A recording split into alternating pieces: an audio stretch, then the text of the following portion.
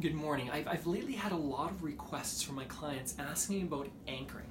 Now, what is anchoring? What is it about? How can it make a difference in your life? What anchoring is an ability to get into a certain emotional state very quickly, or get out of a certain emotional state very quickly. This is what I mean. Let's say you're starting to feel anxious and you're starting to feel almost a panic attack happen. Would it not be brilliant if you could do something in a very short period of time? I'm talking within like 30 seconds or less. You could do something and immediately you're taken out of that into a different place where you're able to relax. Would that not be a brilliant skill? Would it not be beautiful to have an ability to be excited just before you're entering a meeting where you need to influence some people, rather than being sullen or whiny or whatever your attitude is before that? Wouldn't that be a brilliant skill? This is a skill that people need to develop. It's a soft skill that everyone needs to develop if they want to have more influence over their own lives and the lives of others. So, what is anchoring? How does it work? Basically what it is that we can anchor a certain action or a certain kind of stimulus that comes inside. So a song or a sight, a smell, whatever it is, you're anchoring that to a certain emotional state. I'll give you some examples. One example is, have you ever been driving in your vehicle, or you've been listening to the radio, or something happens and you hear a certain song come up and immediately you're transferred back decades into your past, and you remember this event from high school, driving in your vehicle when you heard this song before, or spending time with a certain person, and often it's tied to an emotion. So you're feeling great or you're sad. This has happened a number of times for me, and I'm going to give you a couple of examples because it's so powerful. I remember being in grade 10, my family went to Cancun, Mexico, and we were there for probably just a week or two, but we really enjoyed our time. When we came back, we didn't go on a lot of vacations in those days, so this was a really special thing for me. Now, we came back, and my mom had this habit. Wherever we went, she would always keep all the shampoo, the little shampoo bottles from wherever we went. And we made fun of her. We gave her a hard time about this, with how thrifty she was. But we can fast forward now. So I after high school, I went to Sweden and lived in Sweden for a couple of years. And I think I came back. This is probably 3 years out of high school. This is just as I'm thinking about going to university.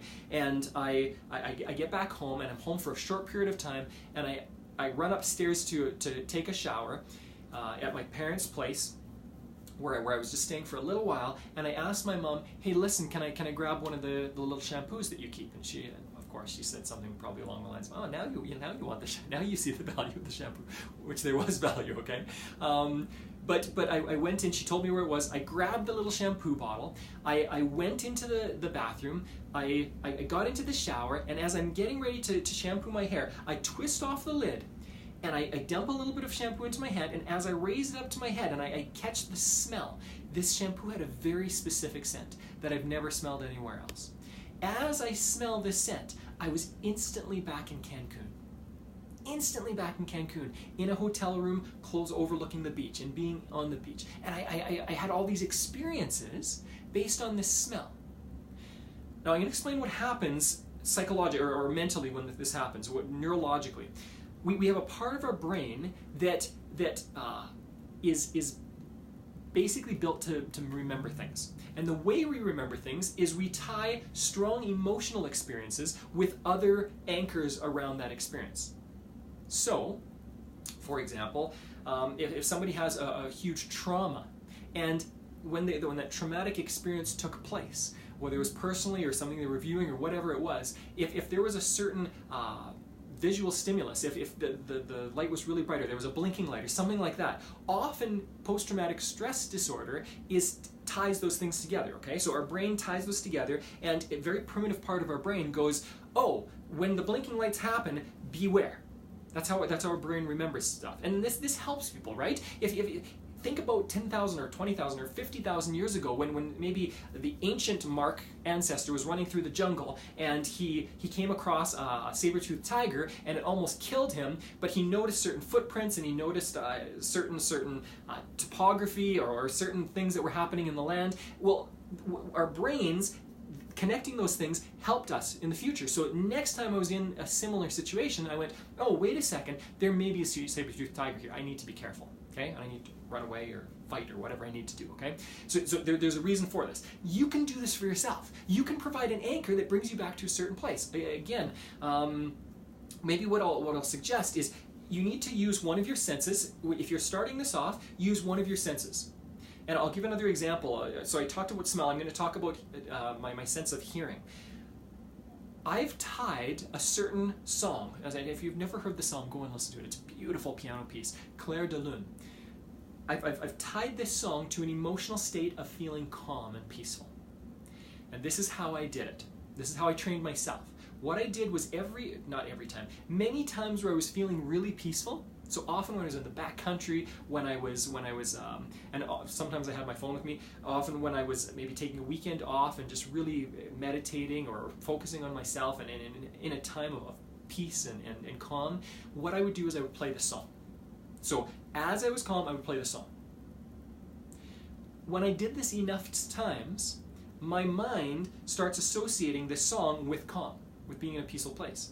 So now, if I play this song, and I'm feeling a little bit stressed, or I am, I don't know, if it's sometimes often I usually sleep fantastic, but every once in a while I don't sleep as well.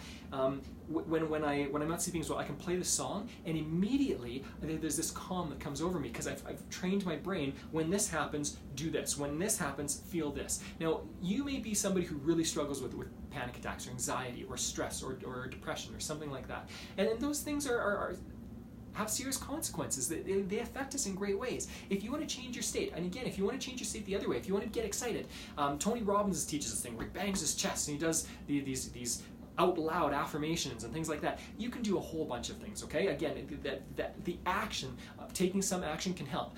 Often before these videos, I'm going to give you a little secret, often before these videos, if I need to get into a better emotional state, I'll laugh out loud, even if there's something not all that funny. If you could see the intros to these videos that I chop off later on, you'd be amazed at how many times I'm kind of like contemplating or thinking, and then I laugh and I get into a good place, and then I'm ready for the Morning with Mark video.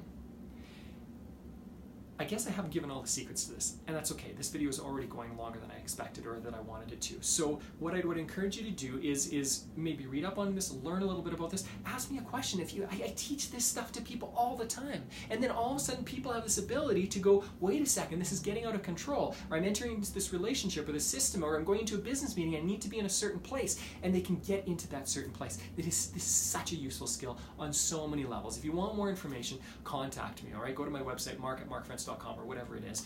Contact me, Facebook, whatever it is, and I'll help you out with this a little bit, okay?